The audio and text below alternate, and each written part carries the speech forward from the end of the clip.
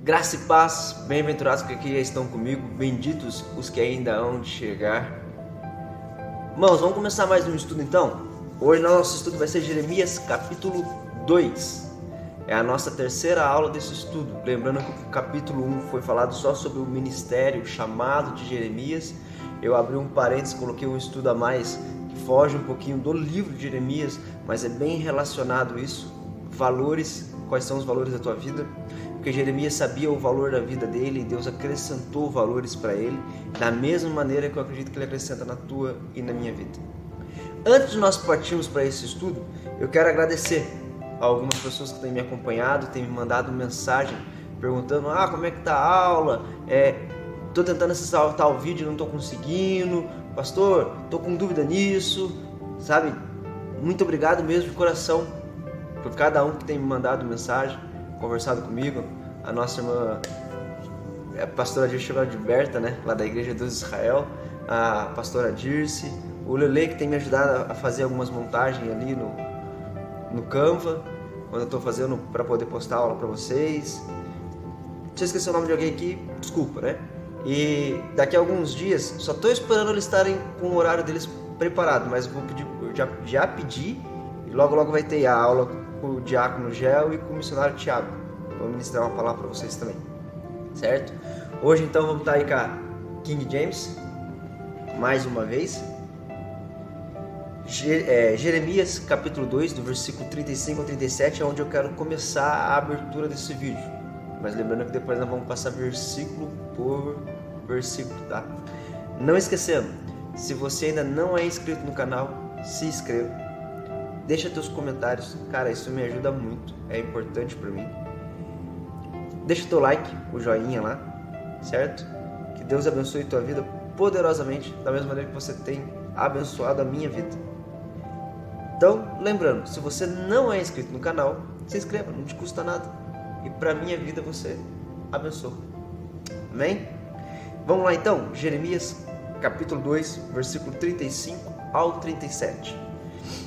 Ele vai dizer assim, como tu dizes, porque eu sou inocente, certamente aí a sua ira se desviará de mim.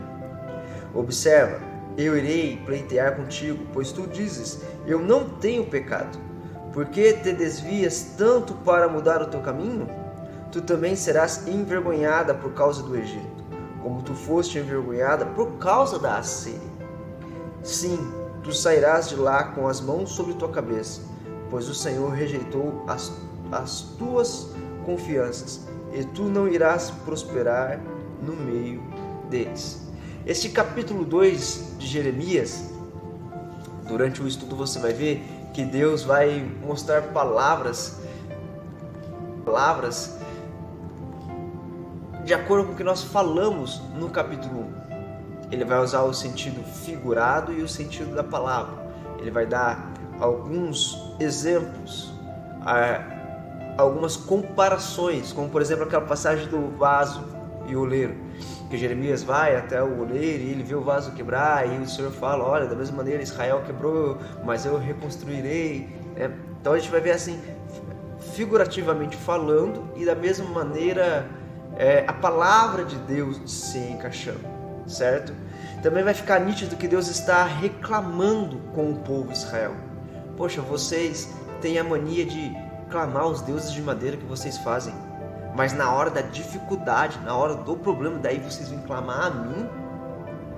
Irmãos, eu quero que você entenda uma coisa, Deus não quer que você procure Ele. Deus quer que você queira estar com Ele. Sabe da maneira que você quer estar com a tua esposa, com aquele love, aquele amorzinho? Sabe da maneira que você quer estar com o teu marido, aquele love, aqueles beijinhos todos e essas coisas assim? Sabe aquele momento que você quer estar com um filho, quer estar com um pai, estar com uma mãe, um momento gostoso que você quer aproveitar a vida? Pois é isso que Deus está querendo, que você querer Ele, entende? E neste capítulo nós vamos ver que o povo de Israel não fez isso. No entanto, tem um versículo ali que ele meio que desafia o povo de Israel. E daí nisso eu quero trazer esse desafio para você, de você pegar e falar quais são os teus pecados que te afastam de Deus. É um dos maiores desafios desta passagem, deste capítulo, certo? E Deus vai colocar uma coisa muito interessante, que assim, Ele não chamou você para ser escravo, Ele não te elegeu, Ele não te escolheu para você ser escravo. Então por que é que você tem sido escravo? Por que Ele te libertou pelo sangue puro carmesim de Jesus naquela cruz? Ele te transformou, te libertou, te curou, te restaurou, te deu total livre-arbítrio sobre a tua vida, para que você não estivesse sob o jugo de Satanás, sobre as armadilhas de Satanás. Mas daí você vai lá e faz o quê? Eu conheço pessoas que deixam de ir na igreja, deixam de orar, deixam de buscar a Deus por causa do filho. Eu conheço pessoas que estavam tão bem com Deus, mas preferiram um relacionamento do que Deus. E eu falo a vocês que quando eu estava lá na minha adolescência, lá na casa, lá de anos atrás, eu fiz a mesma burrada. Eu estava tão bem com Deus e eu escolhi o quê? Um relacionamento. Ou seja, eu estava livre, eu estava liberto. Não estou dizendo que relacionamento é cadeia, tá? Não estou falando isso. Por favor, não entenda errado.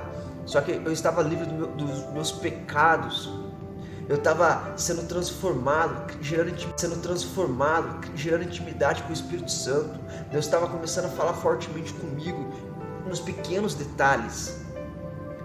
Mas daí eu parei de orar, parei de jejuar, parei de buscar a presença de Deus.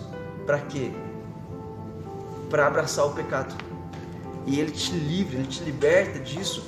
E de todas as maneiras, a gente acaba sempre querendo voltar ao pecado. E nessa passagem, neste estudo, Ele vai querer nos falar isso, nos mostrar isso. Para quê? Por que ser escravo? Por quê? E neste capítulo, Jeremias também vai saber administrar muito sobre isso. Que ele vai nos comparar com animais. Daqui a pouquinho você vai ver. Vamos virar a tela aqui e você vai poder acompanhar bem certinho. E daí, eu quero que você escute este estudo e reflita sobre ele. Amém? Então, eu vou virar a tela aqui hoje, agora, né? E daí nós vamos continuar o nosso estudo, a nossa passagem, certo? Somente lembrando, você chegou até aqui comigo, se você ainda não é inscrito, se inscreva, abençoe a minha vida. Deixa teu like, deixa teus comentários, compartilha com alguém que você precisa dessa passagem, desse estudo. Para quem você conhece que fala assim, eu tenho dificuldade de entender a Bíblia, tá aqui um canal que explica versículo por versículo, passagem por passagem. Um estudo mais, creio eu, leve. Por isso eu peço, deixe teus comentários, comente o que você está achando na aula. Ali no YouTube mesmo, você sabe que dá para escrever, então deixa lá. Se tiver dúvida, como eu tenho feito para a maioria das pessoas, 47 984 42 47 60 é o meu telefone, é o número, pode me mandar mensagem. Mais uma vez agradeço a todos que estão mandando mensagem, perguntando no meu canal, tirando dúvidas, falando que estão gostando dos vídeos. Que nem a Beatriz lá de Ubatuba, cara, ela escutou, mandou algumas coisas que ela gostou, colocou uns pontos que ela não gostou. Eu achei isso interessante, porque isso me ajuda também, certo? Então, deixe seus comentários e abençoe a minha vida do jeito que eu estou querendo abençoar a tua vida. Amém? Vou virar aqui então, bora para aula. Deus abençoe poderosamente a tua vida. Pois bem, vamos lá. A palavra do Senhor vai dizer assim, ó, no Jeremias, capítulo 2, versículo 1. Eis que a mim chegou a palavra de Yahvé, ordenando, ou seja, Deus ordenou. Do versículo 1 ao versículo 19, vai se tratar de renúncia da fé, a renúncia de Deus. Do versículo 1 ao versículo 19, ele vai mencionar que o povo desistiu da fé, desistiu de Deus. Então ele vai dizer no versículo 2, vai e proclama aos ouvidos de todos em Jerusalém o seguinte: eu me recordo bem do teu profundo e leal amor, como minha noiva nos tempos da tua juventude, como recém-casados, estavas apaixonada por mim e me seguias pelo deserto, por terras áridas e ainda não semeadas. Ora, Israel, meu povo, era sagrado para com Yahvé, com as primícias da sua colheita. Todos aqueles que se atreviam a devorá-los eram considerados agressores e culpados, e, portanto, a desgraça os perseguia, até puni-los. Palavra do Senhor. Na sua juventude, dá a entender, quando os milagres ainda eram recentes, eram frescos, Deus se recordava do momento do qual o povo retornou a amar e a adorar ao Senhor, como uma noiva recém-casada, onde obedecia tudo quanto seu marido mandava ele fazer. O povo era sagrado, todos sabiam do poderoso Deus e temiam, e que se atreviam a levantar contra Israel era considerado agressor e culpado da desgraça. Perseguia quem se levantava contra Israel. Palavra do Senhor. Deus não deixava barato quando alguém se levantava contra Israel. Nesta sessão, Deus relembra da lua de mel que desfrutou com Israel, desde o Êxodo aos eventos do Monte Sinai, que é do Êxodo 3 ao 24. Durante este período, o povo acreditou no Senhor e o adorou. Todavia, Israel logo passou a resmungar, murmurar e reclamar. Essa precoce sessão de descontentamento ilustrou uma falta de fé, mas a rebelião obstinada e a apostasia foram com frequência as marcas de Israel nos anos que se seguiram ao estabelecimento do pacto no Monte Sinai, conhecido como o Pacto Sináutico. Quantas vezes nós fazemos isto? A gente tem um descontentamento, uma tristeza ou algo e nós acabamos murmurando contra Deus, falando mal contra Deus, ao invés de manter a cabeça no lugar e confiar na presença do Senhor. Quantas? Você consegue parar e pensar nisso? No versículo 4 vai dizer assim: portanto, ouvi a palavra de Yahvé, ó casa de Jacó, todos os clãs da comunidade de Israel. É para você ouvir e entender o que Deus está falando. Versículo 5 vai dizer assim: assim diz o Senhor, o que encontraram os vossos pais de injusto em mim, ou em minhas atitudes, para que se afastassem da minha pessoa e partissem em busca do nada, do vazio, tornando-se eles mesmos nulos e sem sentido? Então aqui Deus começa a perguntar: o que encontraram os vossos pais de injusto em mim?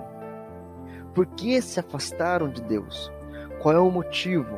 Por que trocar a presença de Deus pelo vazio, pelo nulo? Nulo no dicionário vai dizer inexistente, sem efeito, sem valor. Quantas vezes nós trocamos a presença de Deus?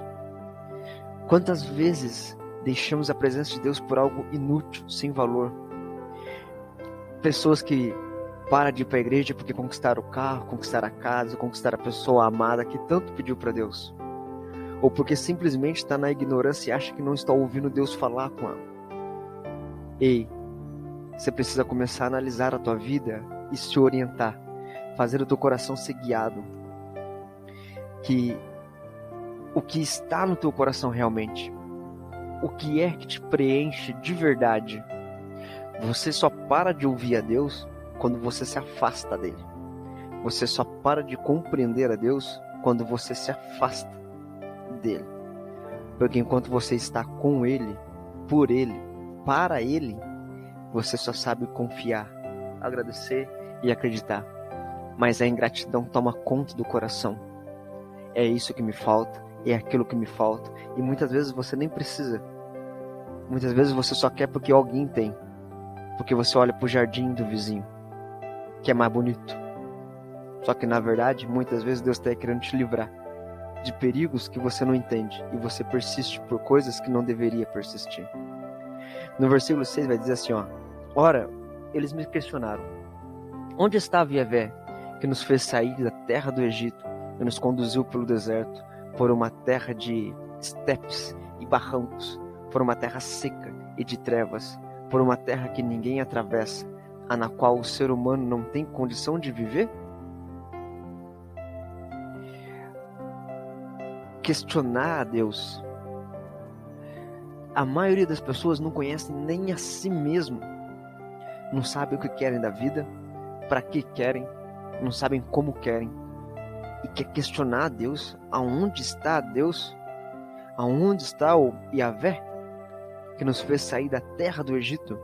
Se você pegar e ler lá em Gênesis, em Êxodo, quando eles pedem para sair do Egito, a palavra do Senhor diz que o povo de Israel dobrou o joelho para orar e eles pediram um Salvador. Só que quando eles estão em frente ao mar, para atravessar o mar, eles perguntam: quem foi que pediu para nos tirar do Egito? Se você não consegue compreender as coisas que você está pedindo para Deus, você acha que você vai conseguir observar as coisas que Deus tem feito? E ainda vai querer ter a cara de pau de questionar a Deus? Versículo 7.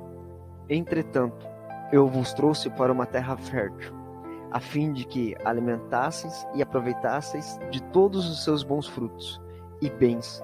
Contudo vós adestrastes e profanaste a minha terra, e tomaste a minha herança, e tornaste a minha herança abominável. Olha só, a troca que fizeram. Pegaram algo que era limpo, puro, bonito, e transformaram em quê? Em abominação aos olhos do Senhor. Porque passaram a adorar outros deuses, passaram a fazer sacrifícios que Deus não queria. Tem um momento da história que Israel sacrifica os próprios filhos para Baal. E Deus não quer isso. Deus prefere muito mais a tua obediência, a tua sinceridade, a tua pureza do que o teu sacrifício. Nós nos obrigamos a fazer sacrifícios, pagar jejum, pagar oração, porque nós não sabemos manter a nossa fidelidade. O nosso lado pecaminoso precisa falar muito. No versículo 8 e 9, ele vai dizer assim: os sacerdotes não indagaram por Yahvé, e interpretaste a Torá, lei do Sanhedrin, a manutenção das ordenanças. Nem me reconheceram e os líderes do povo se rebelaram contra a minha pessoa. Os profetas pregaram em nome de Baal, seguindo deuses imaginários e inúteis. Por isso eu novamente os acuso em juízo, declara Yahvé, e farei denunciar também contra os filhos de vossos filhos, diz o Senhor. A troca que fizeram de novo. Principalmente líderes, os príncipes, os sacerdotes, os profetas, pessoas que deveriam confiar em Deus e esperar em Deus porque tinham uma convivência com Deus maior, foram os primeiros a trocar. Não estou dizendo que você tem que ser ignorante ou analfabeto ou burro, não é isso. Tem que estudar, vai correr atrás. Só que ao mesmo tempo vigie, porque quanto mais sábio você acha que você é, a tendência é você se afastar mais de Deus. Você precisa compreender a clareza que Deus está querendo colocar na tua vida para você poder alcançar patamares diferentes. Enquanto você estuda, não deixe de orar. Enquanto você estuda, não deixe de jejuar. Enquanto você estuda, não deixe de buscar a pureza e a simplicidade da presença de Deus. Que isso é muito importante nas nossas vidas no dia de hoje. Quando ele fala acusar em juízo, é a mesma coisa perante as leis. Quando, como temos pecados, deixamos de viver pela graça e abrimos mão dela. Escolhemos viver pela lei. Há uma grande discussão sobre isso, há uma grande briga sobre isso. Mas a graça de Deus nos cobre. Só que por que então rejeitar a graça de Deus? Por que abandonar o que Deus está nos dando de graça? Quero recordar você que a graça é de graça, mas tem um alto preço a ser pago por ela. Se chama santificação. Em Mateus 22, do versículo 37 ao 39, Deus diz assim: ama o teu próximo como a ti mesmo. Já em João 13, 34 vai dizer: amai uns aos outros como eu te amei. Indiferente se você tem que amar o teu próximo como você se ama ou se você vai amar o próximo como Jesus te amou. Eu quero te recordar uma coisa: Jesus faz morada em você e você aprendeu a se amar, a se respeitar, a se gostar, porque Jesus colocou a morada em você. A maioria não entende o amor próprio, porque não tem a presença de Deus em sua vida. A lei, a graça, ela não aluna a lei. Ela não faz trocas, até porque se você ver, Jesus cumpriu a lei onde precisava ser cumprido. A diferença é que a lei não tem mais domínio sobre mim. Só que quando eu estou cheio da presença de Deus, quando eu estou cheio do Espírito Santo, quando eu estou cheio da presença de Jesus na minha vida, e eu sei adorar, exaltar, engrandecer, louvar e bendizer a Jesus Cristo, eu cumpro a lei por amor a Deus. Essa é a diferença. Essa é o que nos molda. Por isso Jesus deixou essas duas leis. Amarás o Senhor teu Deus sobre todas as coisas e o teu próximo como a ti mesmo, ou uns aos outros como Jesus nos amou. Algo que se torna um pouco mais difícil para nós nos dias de hoje. Do versículo 10 ao versículo 12, ele vai dizer assim, atravessai, pois, o mar até o litoral das ilhas de Quitim, Chipre e vede, mandai inquirir aos beduínos em Quedar, Arábia, e considerai atentamente, observar se já aconteceu na história dos povos algo assim. Acaso a notícia que alguma nação tenha trocado os seus deuses? E eles, na realidade, nem sequer são deuses. Contudo, o meu povo trocou a minha glória por um punhado de deuses nulos e inúteis. Espantai-vos disso, todo o universo. Os céus, horrorizai-vos e abismai-vos profundamente com tal atitude, declara Yahvé. Veja que pela segunda vez Deus te fala, deuses inúteis, imprestáveis. Porque todos sabem que Ele é o único Deus vivo e verdadeiro, eficaz e poderoso. Principalmente quando você tem um relacionamento, um envolvimento com Deus, você consegue compreender e entender isso. Deus levanta uma acusação contra Israel. O fato de eles conhecerem a Deus e ainda trocar a Deus por outros deuses. Coisas que caiu ficar declarando que nenhuma outra nação faria essa troca. Deus está falando que a terra ficou abismada, que o universo ficou abismado, que o escândalo foi gigantesco, porque nenhuma outra nação troca os seus deuses. Por que é que Israel tem a capacidade de trocar? Por que é que você troca os teus deuses? Veja o que você mais tem buscado no teu dia a dia. Se você tem procurado trabalhar mais para conquistar mais dinheiro, desculpa, não é Deus que está no teu coração, é Baal. Não estou dizendo que você não tem que se esforçar e batalhar e conquistar. Você tem que se esforçar, batalhar e conquistar. Mas acima de tudo, Deus tem que estar à frente. Lembra de Daniel? Daniel era governador, ele era batalhoso, ele era esforçado, dedicado com aquilo que era colocado em suas mãos. A diferença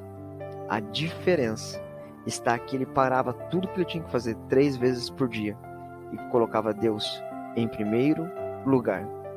Todo dia, na mesma hora, era sagrado para ele declarar aquilo que era importante para ele, que é a presença de Deus. Mas aí eu te pergunto, pelo que você tem trocado a Deus? Tem trocado a Deus pelo dinheiro, pelo carro, casa, pelos filhos, pelo esposo, pela esposa? Analise isso bem, porque quando você coloca algo na frente de Deus, você troca Deus por isto. Quer ver? Hoje não vou orar porque estou cansado, porque estou com dor de cabeça. Hoje eu não vou orar, seja lá por qual for o motivo. Você acaba de trocar um momento de comunhão com Deus por álcool, idolatria, certo? No versículo 13, 14 e 15, ele vai dizer assim, e o meu povo cometeu 2 crimes. Eles me abandonaram a mim, a própria fonte de água viva, e tentaram cavar as suas próprias cisternas, poços rachados que não conseguem reter a água. Porventura Israel, meu povo, nasceu para ser escravo, ou um simples servo, nascido na casa de seu senhorio? Ora, então, Por que foi que se tornou uma frágil presa de leões que rugem e urram contra ele? Reduziram a desolação da sua terra, suas cidades foram queimadas e as deixaram completamente desoladas e desertas. O versículo 16, 17, 18 e 19 vai dizer assim, ó: até mesmo os homens de Noft, Mefins e de Dáfnis racharam-te a cabeça. Ora, não te aconteceu tal desgraça por teres abandonado Yahvé, o teu Deus, no tempo em que te conduzia pelo caminho? Agora, pois, que te adiantará ir para o Egito beber a água do Nilo, ou que te valerá ir para a Síria beber as águas do rio Eufrates? O teu crime te perseguirá, a tua maldade te castigará, e a tua rebelião te punirá. Vê, portanto, e compreende logo como é horrível e amargo abandonar o Senhor, Yahvé, teu Deus, e não preservar o teu amor reverente por mim, palavra do Senhor.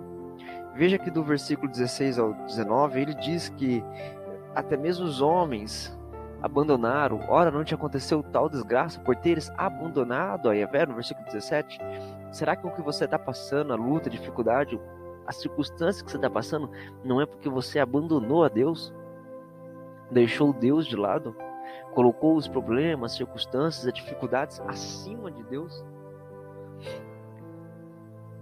Porque quando você perde o foco, quando você para de olhar para Deus e começa a ver as dificuldades sendo maior do que o poder de Deus, você se afasta de Deus, você tende a entristecer o teu coração. E não é errado o coração ficar triste, porque faz parte do lado humano, do lado carnal. Só que você tem que entender que a tua confiança em Deus tem que ser maior do que isso. A chama do teu coração tem que se acender e queimar. Deixar a tua fé falar no meio da dificuldade. Aí no versículo 19 ele confirma: o teu crime te perseguirá, a tua maldade te castigará, a tua rebelião te punirá. Vê, portanto, e compreende logo como é horrível e amargo abandonar Yahvé, o Senhor seu Deus. Entende? Então ele está dizendo assim, ó, que aquilo que você plantou, você também vai colher. A tua maldade é o que vai te castigar. A tua rebelião te punirá. E o que é ser rebelde? É falar mal do Senhor, é ir contra Deus, é abandonar a Deus. Eu não vou na igreja por causa do fulano. Eu não vou na igreja porque tem muito pecador. Eu não vou orar porque não adianta. Deus, sabe, não fala comigo. Deus não responde. Aí você abandona Deus pelo evangelho frouxo e fraco que infelizmente você está vivendo, que você opinou escolher viver. E isso é uma coisa que tem que vigiar. Como a fonte de águas vivas ou como uma fonte corrente, Yahvé é a fonte da vida eterna. Nós sabemos isso. Nós vamos ver isso em Jeremias 17, Isaías 55, Zacarias 13, João 4. Em uma provocação a Deus como a fonte de águas vivas, Judá havia cavado as suas próprias cisternas, metaforicamente falando, na terra e rebocado as paredes para que elas retivessem a água da chuva, apenas para obter a ruptura de reboco. O fracasso de cisternas é o vazamento da água. Tal é a futilidade da religião falsa. Vaza tudo pelos teus dedos, sabe? Você quer viver um evangelho que não te transforma, que não te muda. Você quer viver um evangelho que você não tem que renunciar aos teus desejos pecaminosos. Irmão, entenda uma coisa, Deus não vai tirar a tentação do teu caminho. Ele não vai tirar o pecado do teu caminho, não vai. Por quê? Porque Ele quer que você aprenda a rejeitar o teu eu, as tuas vontades. Aquele que se humilha aos pés do Senhor, o Senhor o exalta, o Senhor o engrandece. Você tem que entender que Deus pode ungir o homem, mas quem treina, quem prepara, quem capacita é a igreja, é a família, são as diversidades, o campo de batalha, é o que você está vivendo. É uma coisa que você precisa analisar, entender. Deus faz 6 perguntas retóricas, em contraste com a segurança que desfrutou metaforicamente em sua lua de mel. Agora Israel é atacado à vontade pelas nações. Então, quando você se afasta de Deus, você também é atacado à vontade pelos seus inimigos. A nação não nasceu escrava, você também não nasceu escravo. Então, eu te pergunto, sabe, por que você vive escravo dos teus sonhos, dos teus projetos? Não é errado sonhar, sonhe, é importante sonhar. Os sonhos de Deus. É importante você ter os teus sonhos, porque Deus sonha com quem sonha. Deus age com quem está trabalhando, com quem está ocupado, com quem está tentando realizar algo. Deus honra os teus esforços. Só que tem gente que, eu sonho tanto com um bebê, aí a hora que tem um filho não quer saber de ir na igreja mais. Tem gente que sonha tanto com carro, aí quando Deus abençoa com o carro, a pessoa sai para dar umas voltas, uma banda, mas não vai na igreja. Será que essa bênção realmente veio de Deus? Meu irmão, minha irmã, entenda que o Satanás também abençoa. E por que ele abençoa? Para você viver conforme a vontade dele, a estrutura dele, para você não ser livre, não ser liberto de verdade. Porque quando você é livre, quando você é liberto de verdade, não são vícios, não são desejos carnais, não são bens materiais que te amarram, que te fazem feliz. Muito pelo contrário, quando você é livre, quando você é liberto de verdade, quando você não é escravo das coisas, você não precisa de nada para ser feliz. Você é feliz pelo simples fato de você respirar. Você é feliz porque o sol bateu na tua pele. Você é feliz porque você está escutando o barulho da chuva. Se você não está entendendo o que é ser feliz, precisa analisar se você entende o que é ser liberto e transformado pelo Espírito Santo. Se você tem rejeitado a tua carne como você realmente deve rejeitar. Aí, os leõezinhos designaram figurativamente os inimigos de Israel, especialmente os assírios. Nofa era a capital do Baixo Egito e aproximadamente 21 km do sul do Cairo. Táfnis era uma fortaleza próxima à fronteira do nordeste do Egito. Os egípcios se tornaram aliados dos assírios na destruição do reino de Judá. Os nossos inimigos também estão se juntando para nos afrontar. A palavra hebraica traduzida como Senhor significa negridão. Essa forma de reverência ao rio Nilo denigre o seu status como uma divindade entre os egípcios. Portanto, era inútil para Judá confiar na Assíria ou no Egito para se livrar da ameaça que iria vir. Jeremias pediu a Judá repetidas vezes para amar a Deus, adorar a Deus. Em vez disso, continua com a rebeldia. Da mesma raiz de Judá lhe obteve a repreensão da parte de Deus. A rebelião é caracterizada como apostasia ou como revolta. Do versículo 20 ao 25, nós vamos falar sobre prestar cultos a Baal. Desta maneira, a gente vai poder ler ali, do versículo 20 em diante, que ele vai nos dizer o seguinte. Olha só. Desde tempos antigos, eu quebrei o teu jugo. Lembra que Jesus falou? Vinde a mim, estáis cansado, abatido e oprimido, e eu vos aliviarei. Tomai sobre vós o meu jugo, que é doce, que é leve, que é suave. Mas daí qual é o jugo que você está tomando? O do mundo, do Satanás, que você se sente fatigado, cansado, oprimido, com depressão? Qual é o jugo que você está carregando? Divide o fardo, meu querido, divide o fardo, minha querida. Jesus está aí para isso. Pastores, homens e mulheres de Deus também estão para isso. Sei que tem uns que falham, sei que tem uns que são fracos, frouxos, mas também ainda temos homens e mulheres de Deus por esta nação. Veja, então comigo ali, versículo 20. Desde tempos antigos eu quebrei o teu jugo e despedacei as correias das tuas cadeias, mas tu declaraste, não servirei a ti. E sendo assim, toda colina elevada e debaixo de toda árvore frondosa, tu adulteravas e deitavas com uma prostituta. Todas as vezes que você sabe que há um pecado e você comete esse pecado, você está dizendo para Deus: eu não vou servir o Senhor. Se o Senhor quiser, é o Senhor que me alivia, porque fora disso eu quero viver a minha vida. A nossa sorte, o amor e a misericórdia de Deus é grande sobre nós e tem moldado e transformado a gente conforme os desígnios dele. Ainda bem que você, ainda bem que eu, não dependemos de fazer algo para Deus para Ele poder nos amar. E isso é uma coisa do homem e da mulher. Ainda bem que Deus nos ama por quem Ele é, não pelo que eu ou você somos.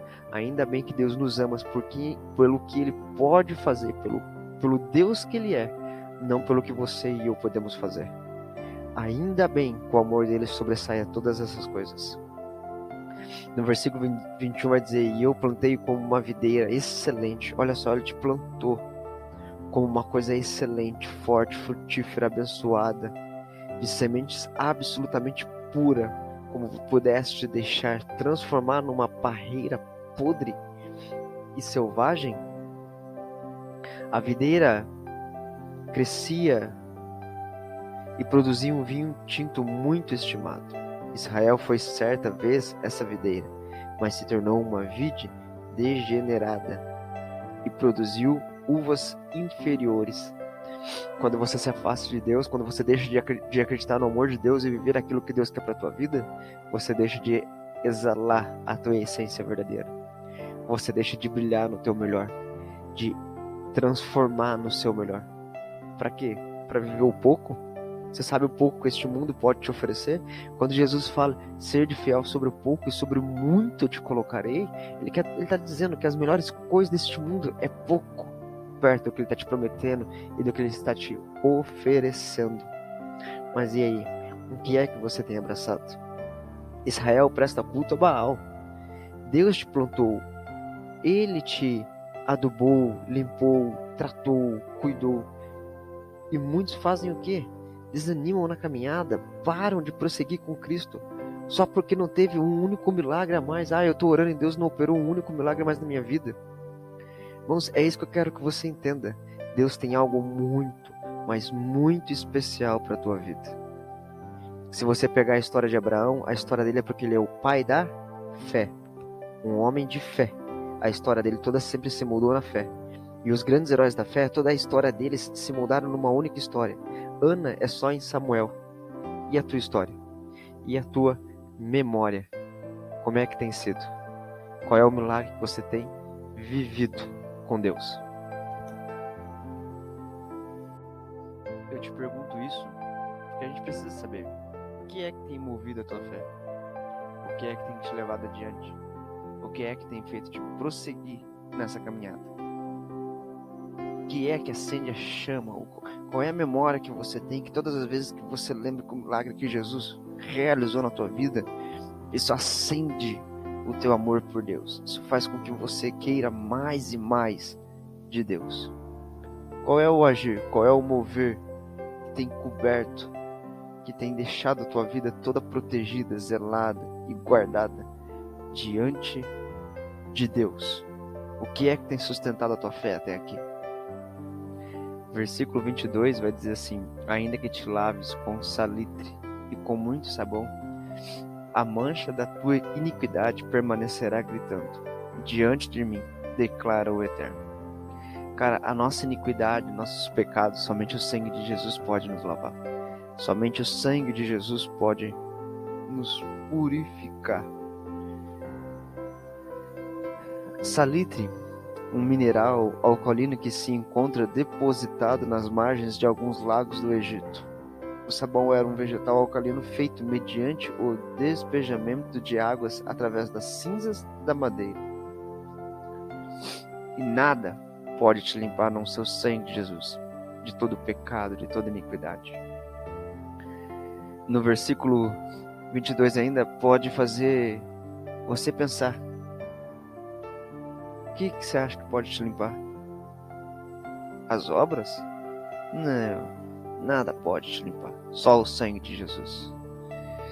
Versículo 23, 24 e 25 vai dizer assim: como podes alegar que não te profanaste e que não correste através do Deus Baal, dos seus ídolos, Reflete sobre a tua atitude no vale e reconhece o que fizeste.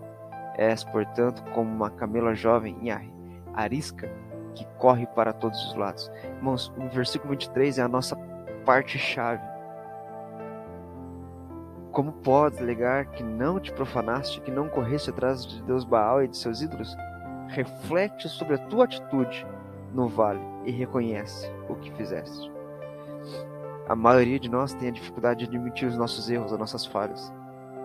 A maioria de nós tem dificuldade em comparar a nossa vida pecaminosa com a nossa vida santa. Você tem se santificado, se separado com o Senhor? Você tem coragem de falar qual é o teu pecado e falar: Deus, me limpa desse pecado, me santifica porque o Senhor é santo? Versículo 24, como uma jumenta, em algumas traduções, uma dromedária, selvagem, habituada ao deserto, que no ardor dos seus cios sorve o vento, quem será capaz de frear a tua paixão? Os machos que te procuram não precisam se cansar, porque logo encontrarão a que está no mês do cio. Não permitas que teus pés sejam esfolados, nem que a tua garganta fique seca, mas tu alegas: não tem jeito, eu estou apaixonada pelos deuses estrangeiros, eu continuarei correndo atrás. Uma dromedária ligeira podia causar muito estrago se fosse solta em um local cheio de gente, pois ela seria estouvada em seus cursos e oscilante em seu modo de andar. No tempo do seu cio, essa jumenta selvagem ficava louca por um parceiro. Ela não podia ser desviada do seu objetivo sexual. Essa imagem descreve Judá ansiando estupidamente por Deus estranhos. Porque uma coisa que eu faço a comparação é assim, quando você está com fome, o teu corpo grita por fome, você fica meio ansioso, meio desesperado, meio na necessidade, numa certa abstinência. E quando você está assim do pecado, quando você começa a se afastar do pecado, o teu corpo vai gritar por aquilo, vai desejar aquilo, até que você seja completamente liberto e se livre dessa abstinência, se livre desses desejos e dessas vontades pecaminosas e nojentas. Versículo 25 fala: não permitas que os teus pés sejam esfolados, nem que a tua garganta fique seca. Mas tu alegas: não tem jeito, eu estou apaixonado. Você está alegando isso? Você é dependente do teu pecado? Jesus pode mudar a tua vida. No versículo 26 ao 28 vai dizer assim, como se envergonha o ladrão que é apanhado em flagrante, assim a casa de Israel ficará envergonhada, e seus reis e oficiais, seus sacerdotes e profetas. Pois todos se encurvaram diante de um pedaço de madeira e declararam: tu és meu Abba, Pai, e uma lasca de pedra tu me geraste. Assim voltaram para mim as costas, e não a face, mas a hora da adversidade clamam: ergue-te em nosso favor, salva-nos por misericórdia. E nesta hora, onde estão os teus deuses, que fabricaste para cultuar? Quem se levantaste eles, que se eles podem vir em teu socorro e te livrar, em teus momentos de angústia e desespero? Afinal, teus deuses são tão numerosos como as tuas cidades, ó Judá. Aqui fica claro para nós que Deus está falando: tá, vocês me dão as costas, vocês viram para mim, mas na hora da necessidade vocês vêm me buscar. Porque no momento da felicidade, no momento da alegria, vocês cultuam outros deuses, mas no momento da angústia vocês clamam a mim. Deus não é o nosso garçom. Eu já falei e vou repetir. Ele não quer que você adore Ele. Ele quer que você queira adorar Ele. Ele não quer que você ore. Ele quer que você queira orar. Queira estar com Ele. É diferente. Você entende isso? Do versículo 20 ao versículo 28, 5 imagens nessa sessão. Judá quebrando o pacto com Deus.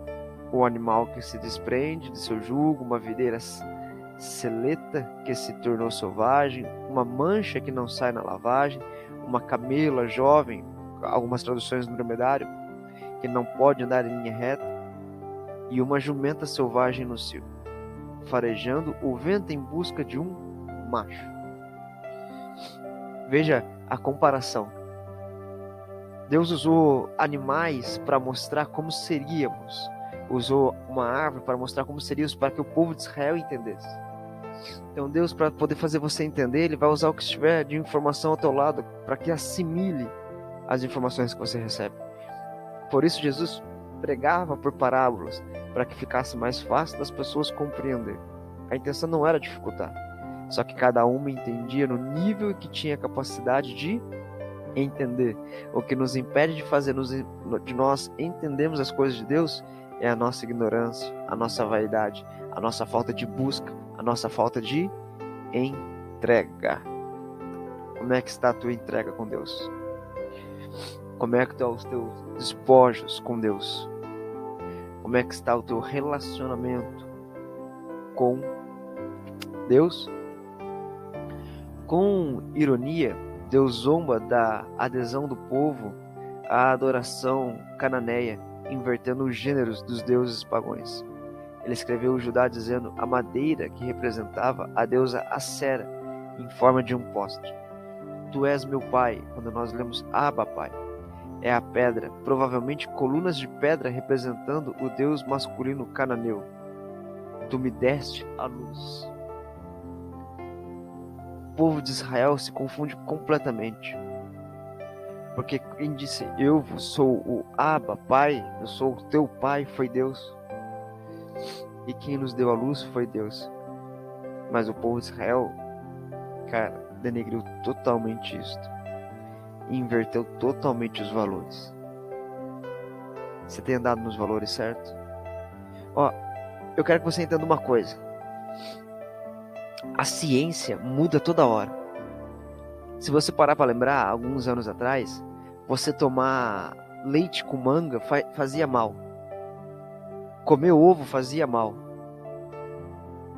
Hoje é o contrário. Vamos tomar uma vitamina de manga. Que é manga com leite. Coma tantos ovos por dia que te fará bem. Cara, você vai ver a ciência várias vezes moldando e mudando a sua fala, mudando a forma de ser. Mas a palavra de Deus diz que não muda. Ela se renova. É a mesma coisa, mas com um novo renovo, com uma nova vida, com um novo fôlego. A tua fé tem que ser imutável. Jesus tem que ser o centro da tua adoração. Amém? Acrescente isto ao teu coração. Não deixe isso morrer em tua vida. Amém? Do versículo 29 ao 31 vai dizer assim: porque lanças contra mim tuas críticas e acusações? Vós todos, vós rebelaste contra a minha pessoa, afirma o Senhor. Em vão castiguei os vossos filhos, eles não compreenderam nem aceitaram a correção que lhes foram ministrada. Vossa espada tem destruído os vossos próprios profetas, como um leão selvagem e sanguinário. Vós, dessa geração, vede e considerai atentamente o que diz a palavra do Senhor. Tenho sido um deserto para Israel, um lugar tenebroso e inóspito. Então por que o meu povo me despreza, exclamando, eis que assumimos o controle das nossas vidas. Não mais nos sujeitaremos a ti, tampouco te seguiremos. Você consegue entender isso? Do versículo 29 ao 31 que nós acabamos de ler, Deus tem sido um deserto em sua vida? Do jeito que Israel tem declarado aqui? Tem. Irmãos, tem crente que fala assim, mas eu estou passando necessidade, está me faltando as coisas. Mas a palavra do Senhor diz, Salmos 23, nada me faltará, porque Deus, o Senhor é o meu pastor. E se está faltando coisa para você, de duas uma, ou você não está com Deus, ou a igreja com a qual você congrega não está fazendo o papel dela. Porque Deus colocou a igreja também para a gente poder suprir a necessidade uns dos outros, ajudar uns aos outros. Então de duas uma, ou a tua igreja não está fazendo o papel dela, ou você não está com Deus. Porque Deus não vai deixar faltar o básico. Não vai deixar você passar necessidade. Só que você querer uma pizza também não é necessidade, é vontade.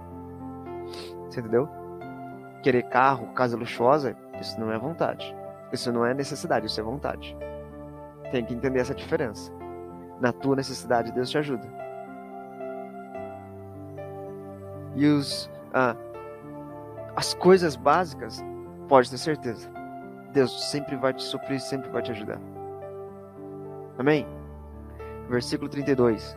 Porventura se esquece uma jovem das suas joias, ou uma noiva de seus adornos de núpcias?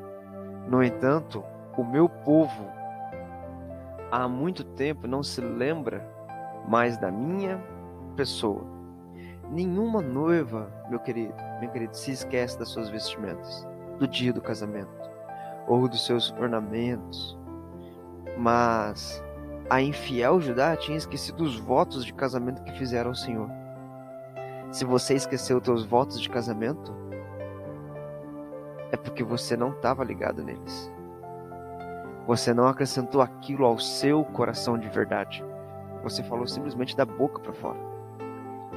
Do versículo 33 ao 37, ele vai dizer assim, sabeis correr atrás das tuas paixões como tanto a dor e eficácia, que até as prostitutas é capaz de ensinar com o teu modo de proceder. Até nas orlas da tua roupa encontra-se o sangue dos cadáveres, dos pobres inocentes que não foram surpreendidos arrombando casas, mas apesar de tudo isto ainda alegas, eu sou inocente, ele não pode estar tão irado comigo. Será que você é inocente dos teus pecados? Será que realmente você é inocente dos teus erros? Todavia eu determinarei tua sentença à punição, porquanto não te arrependeste e ainda alegaste, eu não pequei. Será que você não pecou mesmo? Será? 36, 37 vai dizer assim, que leviandade da tua parte muda assim tão fácil de caminho. Eis que ficará decepcionada com o Egito no mesmo modo que te frustraras com a Assíria. Dali também sairás com as mãos na cabeça, pois Yahvé o Senhor rejeitou aqueles em que depositas a tua confiança. Não receberás qualquer ajuda efetiva da parte deles. Então o versículo 34 nos deixou claro das consequências. Não se importa com o limite, respeito, a soberba, a arrogância. Não se importa com o tamanho da tua maldade. O versículo 35 nos deixa claro que o pior é tentar enganar alegando ser inocente. Irmão, você pode enganar qualquer um. Tá tranquilo. Mas você enganar você mesmo. Sabe? O erro do ser humano é esse. É o auto-engano. Isso é um problema sério. No versículo 36, Deus diz, você não tem serenidade. Você não tem compromisso. Você não tem razão. Precisa observar isso. Te chama de inconstante, fraco. Se uma vida cristã não pode ser assim. Você tem que aprender a ser firme e ter a postura correta. Uma postura real de Deus, de servo, de filho, entendeu? Judá também serás envergonhada com o Egito, tal como ficou com a Síria. O faraó Samético II havia alcançado a independência egípcia da Assíria na época, quando o rei Assurbanipal da Assíria rechaçava os revolucionários de Judá. Pensou que era a ocasião própria para formar uma aliança com o Egito contra a Síria. Mas isso estava destinado ao fracasso. Em vez de buscar alianças humanas para obter segurança, Judá havia buscado um relacionamento correto com Deus, seu livrador. Você está buscando um relacionamento correto com Deus? O teu livrador? O teu salvador? Amém? Então aqui assim terminamos a nossa aula, Jeremias capítulo 2. Que Deus possa abençoar a tua vida fortemente, que essa palavra possa ecoar em teu coração. E mais uma vez te agradeço por chegar até aqui comigo. Deus te abençoe poderosamente.